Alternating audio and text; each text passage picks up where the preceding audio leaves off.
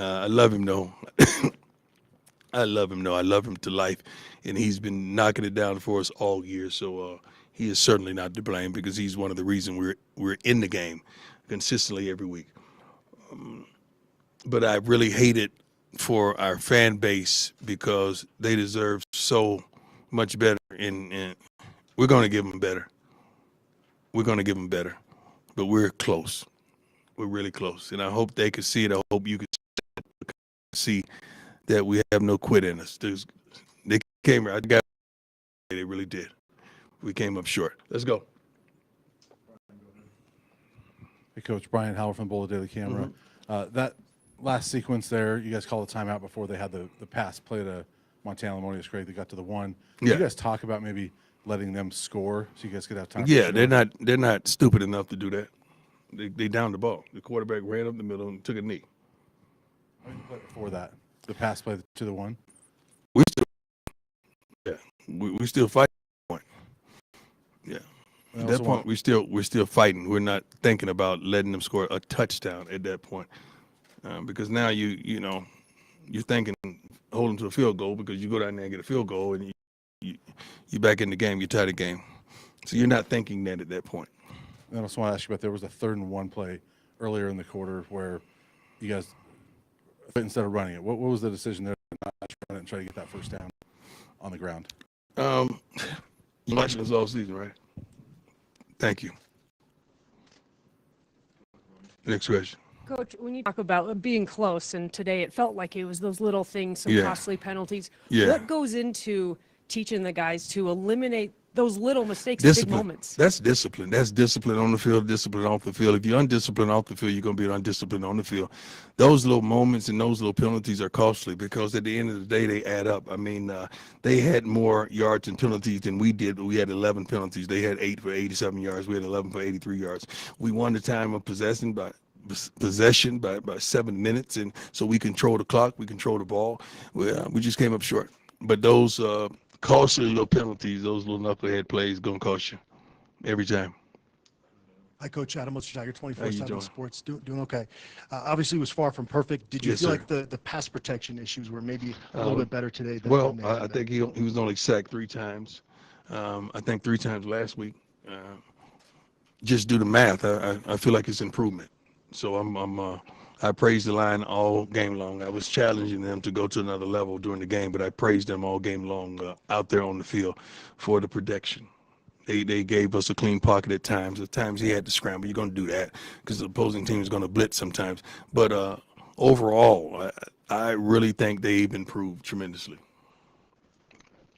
Coach, Pat Rooney, Boulder Daily Camera. Going back to that 3rd and 1 that Brian asked about, were you guys a little bit out of sync out on that play? The play call aside, it seemed like you broke the huddle late and then were sped up trying to get the ball off. What was No, not really. I didn't see it that way. I mean, I'm in the headset and I see what they're calling. I know what they want to do.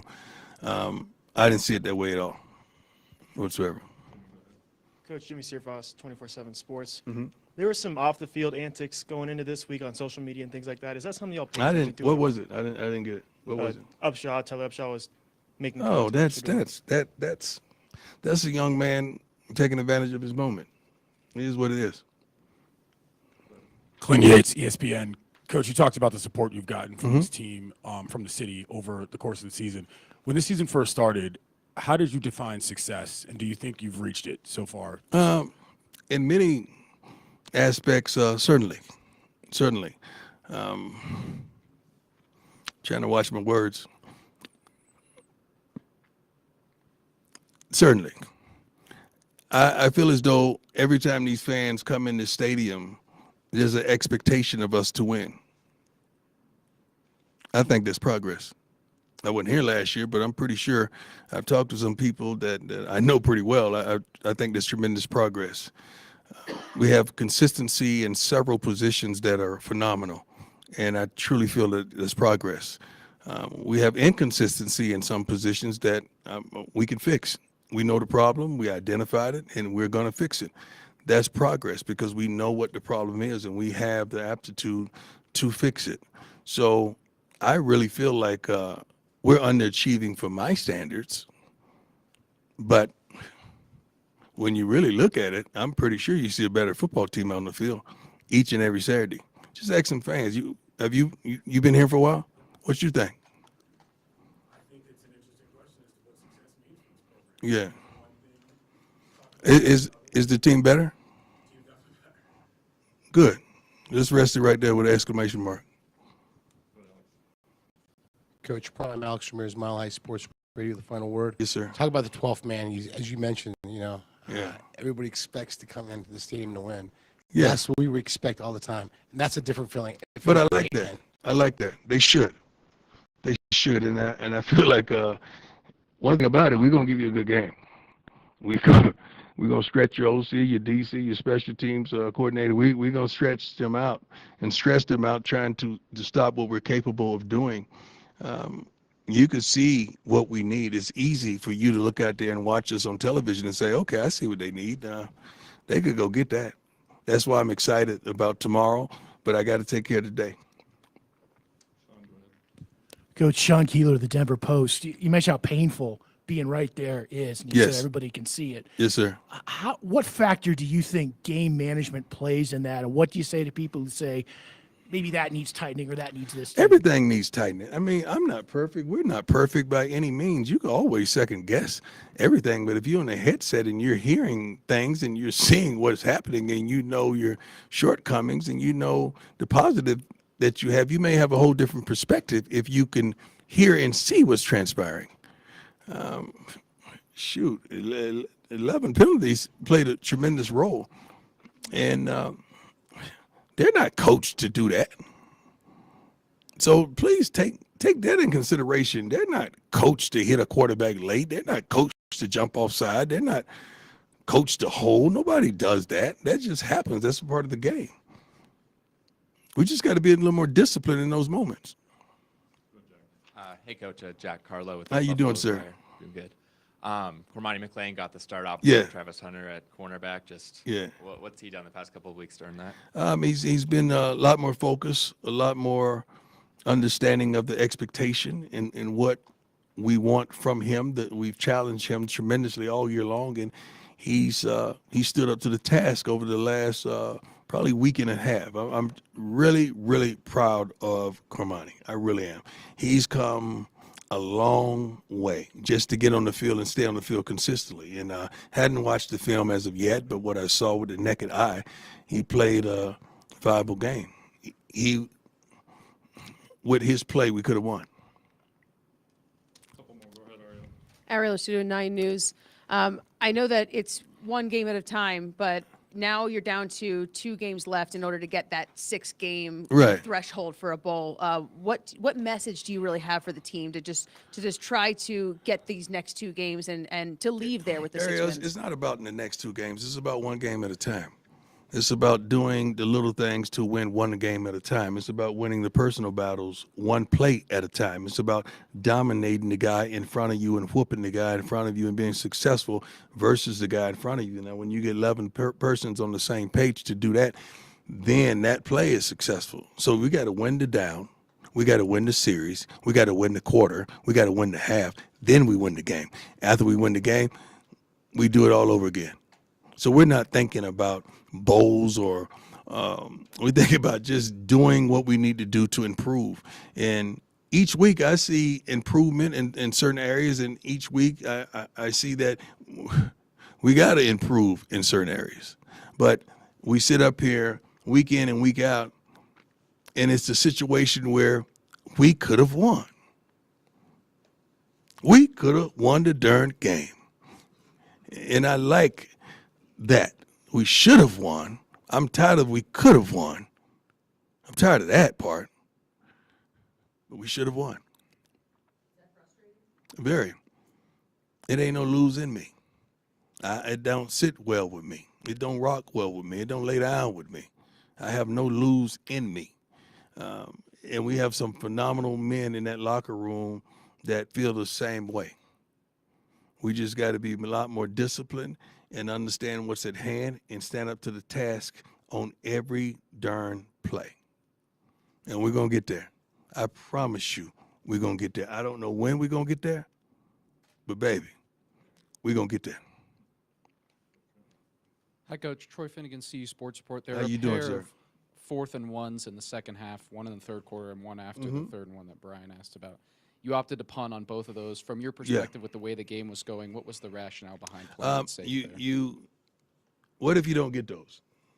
What happens? The other team gets momentum. They go down to score. Now you saying, "Oh my God, he should have." You guys, you gonna second guess every darn thing. I got it.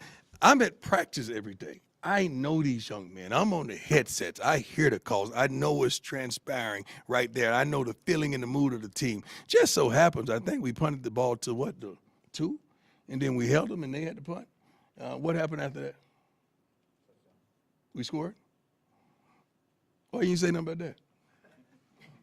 I think that was a pretty good decision, wasn't it? In my favor, right? Can we start off with that, about that great decision you made, Coach? I don't need you to slap me on my back because I'm good, because my arms can reach back there. But I really just want you to understand these decisions are based on knowledge. We're not guessing.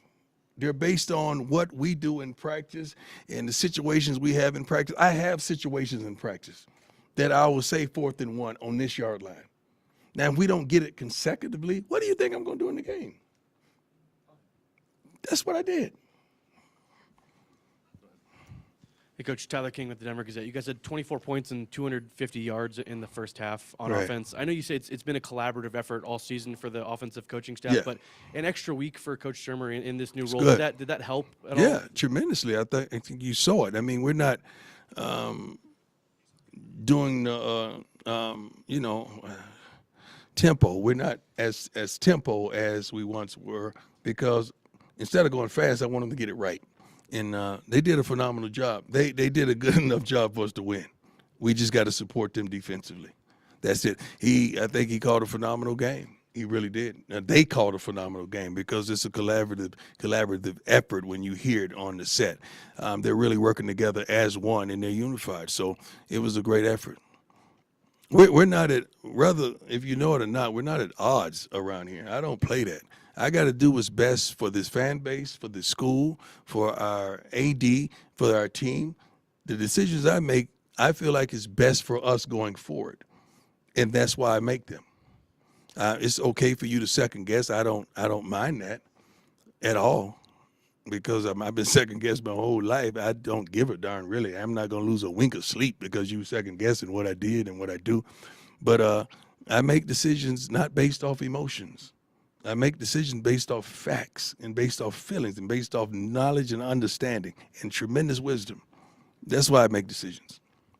Thank you, my man. Coach, I did want to ask about those 3 times that Vassett pins them inside the 10. Uh-huh. Each time the defense gets to stop, and then Right. 2 touchdowns, and then Mata misses the field goal in scoring Right. range. We've been waiting all season to see complimentary football. So how pleased are you when you talk about the progress? Yeah. How pleased to see that finally come about? And Yeah. I mean, we still hadn't shown up together in one game yet. What I mean by that is the offense play their butts off, the defense play their butts off, and special teams play their butts off. We still hadn't done that as of yet, but it was close. Special teams did its part, and what we scored 31 points.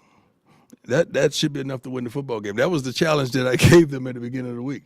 I said, guys, we need to score at least 31 points, because based on what they surrender and what they score on the road, you come up with all these calculations and you kind of narrow it down and you say, okay, this is what they normally do, and they've been a consistent team. So that was the number, 31, and I feel like we would win if we scored 31 points, and we came up short. Thank you. God bless you all. Have a wonderful evening.